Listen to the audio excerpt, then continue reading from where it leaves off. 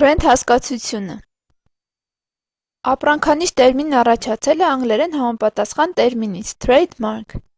Չնայած որ եվրոպական երկրների մարքետոլոգները կիրառում են բրենդ հասկացությունը։ Բրենդը տնտեսական և հոգեբանական փոխհարաբերությունների համակարգ է ապրանքներ արտադրողների և սպառողների միջև։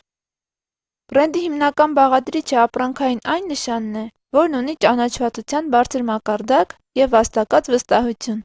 շուկայի մասնակիցների, գործարար շրջանակների և փորձագետների միջավայրում։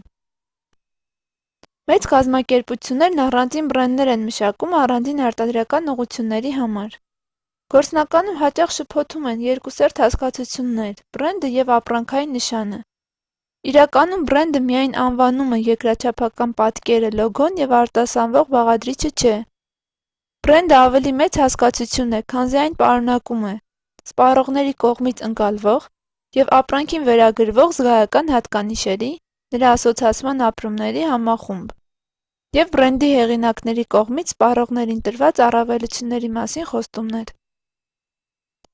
Ժամանակի ցանկացած պահի ցանկացած բրենդ ունի բրենդային կերպար (brand image), որը ստեղծվում է սպառողների պատկերացման մեջ։ Այդ պատկերացումները հանդիսանում են բրենդը հենց այդ պահին։ Որոշ դեպքում բրենդային կերպարը կարող է ձևավորվել գովազդային կազմակերպությունների կողմից։ Կարևոր է նշել նաև, որ բրենդային կերպարը այդ պատկերացումն է, որը տվյալ պահին առկա է սպառողների շրջանակում, իսկ բրենդը ավելի երկարաժամկետ հասկացություն է։